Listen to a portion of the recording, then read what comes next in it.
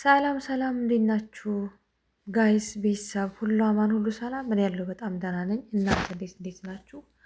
አረ የምር ወዴት እየሄድን ነው? እንደው በጣም ሳውዲ አረቢያም ሆነ የትም አረብ ሀገራት በጣም ከብዷን በአሁኑ ሰዓት። እባካችሁ ውድ እህቶቼ ራሳችሁን ጠብቁ። ሰሞኑን እየሰማን ያለው ዜና እርግጠኛም ብዙ ነገር እያደረግን ነው፣ ግን ደግሞ በሌላ ዜጋ ሲሆን በጣም እያመመን ነው እውነት ለመናገር ዛሬ የሰማሁትን ነገር መተኛት አልቻልኩም። ይሄንንማ ሳልናገር ለእናንተ ሳላስተላልፍ አልተኛም ብዬ ነው። እባካችሁ እባካችሁ ራሳችሁን ጠብቁ። ከአረቦቻችሁ ጋር ያልሆነ ሰጣ ገባ ውስጥ አትግቡ።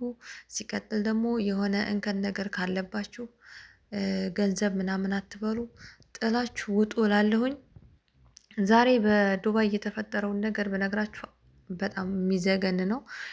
የሰማችሁም ትኖራላችሁ፣ ያልሰማችሁም ስለምትኖሩ ምንድን ነው ልጅቷ እንትን ነው እርግጥ በጠለብ ነው የመጣችው።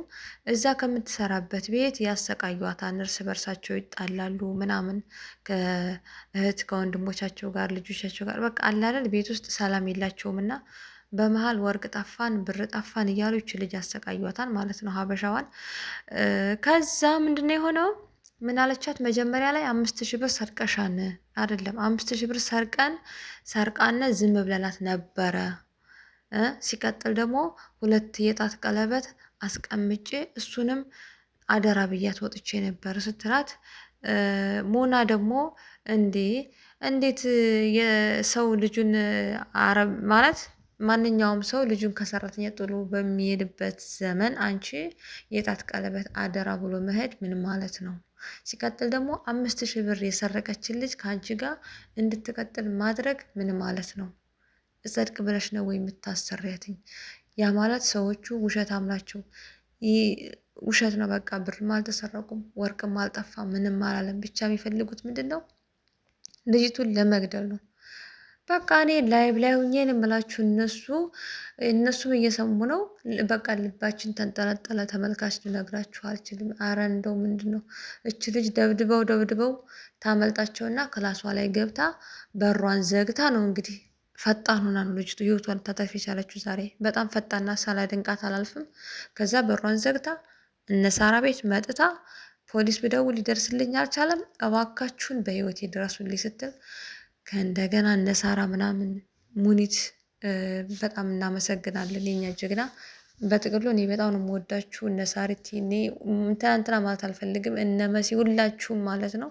በዚህ ቦታ ላይ ሳውዲ አረቢያ ሳይቀር ቤሩት ሳይቀር ሁሉም ቦታ ላይ አለን እያላችሁ ለእኛ ዋስ ጠበቃ ስለሆናችሁን ኮርተንባችኋን እህቶቼ፣ ወንድሞቼ እንዲሁም ወንዶች ያልጠራናችሁ ስማችሁን ያልጠራው በጣም በርቱልኝ።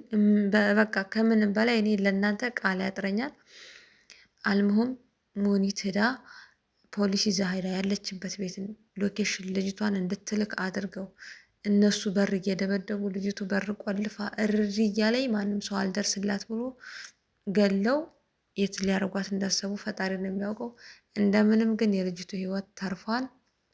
ሙኒት ፖሊስ ይዛ ሄደች ቤቱ ድረስ። ቤቱን ክፈቱ ተባሉ። ከዛ ልጅቱን ህይወቷን ማትረፍ ተችሏል። ነገር ግን አረብ ሀገር ከብዷን።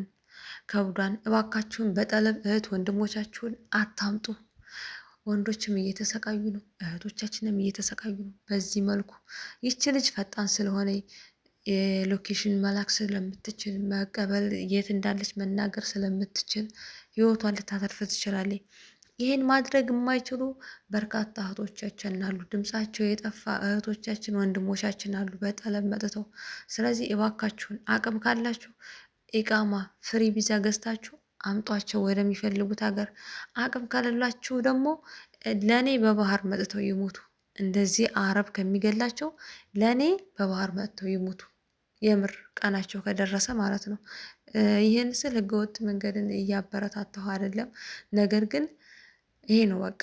ይሄም ሞት ነው፣ ይሄም ሞት ነው። ምንም ልዩነት የለውም። ወረቀት ስላላት ይች ልጅ አልተከበረም፣ ይች ልጅ መብቷ አልተጠበቀም። ስለዚህ አሁን ፖሊስ ጣቢያ ሄዳለች። እንግዲህ ደግሞ ነገ ራሷ ቀርባ የምትናገረው ነገር ይኖራል ማለት ነው። እና ሀባይብ ራሳችሁን ጠብቁ፣ ራሳችሁን ጠብቁ። አረቦች ጋር ስትጣሉ እንደዚህ አይነት ነገር ሲፈጠር እናንተ በቃ ቶሎ ለማምለጥ ሞክሩ። የሆነ መውጫ ነገር ፈልጉ። አንድ በለበሳችሁት ልብስ ቢሆን ውጡ። ከነገ ዛሬ ይስተካከላሉ አትበሉ። አረብ አይስተካከልም። እነሱ አንድ ጊዜ የሆነ እንከን አዩባችሁ፣ የሆነ ነገር ካዩባችሁ መቼም ቢሆን አያምኗችሁም። ወይ ደግሞ በክፉ ዓይን ካዩአችሁ አበቃ።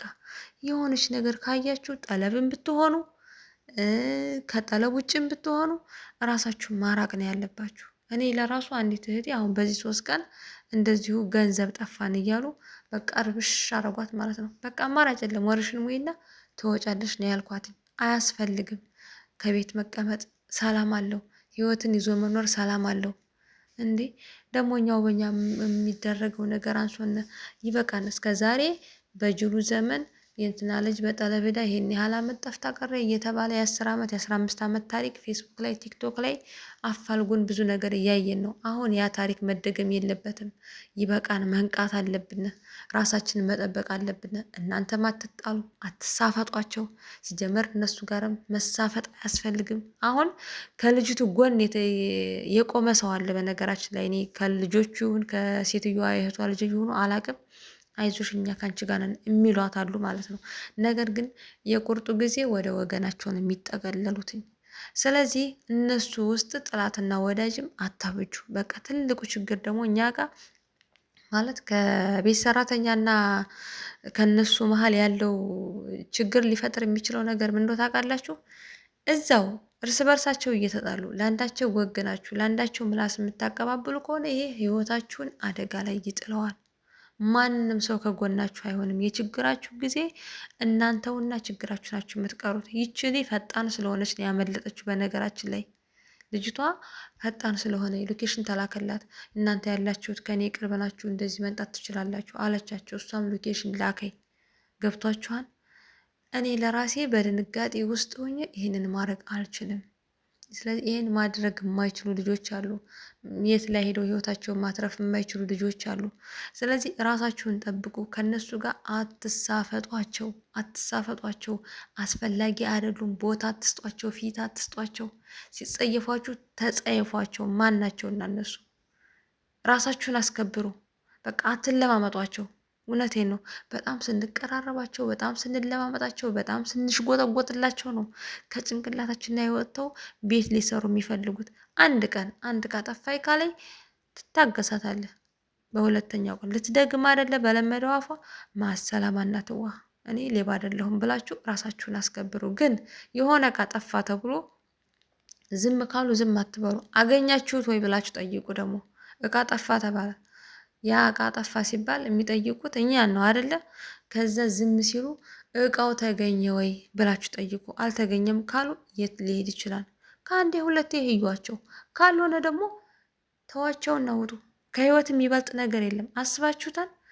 መዶሻ ይዘው ቪላ ይዘው የሚከታተሏት ማለት ነው። ኧረ ከባድ ነው፣ በጣም ከባድ ነው።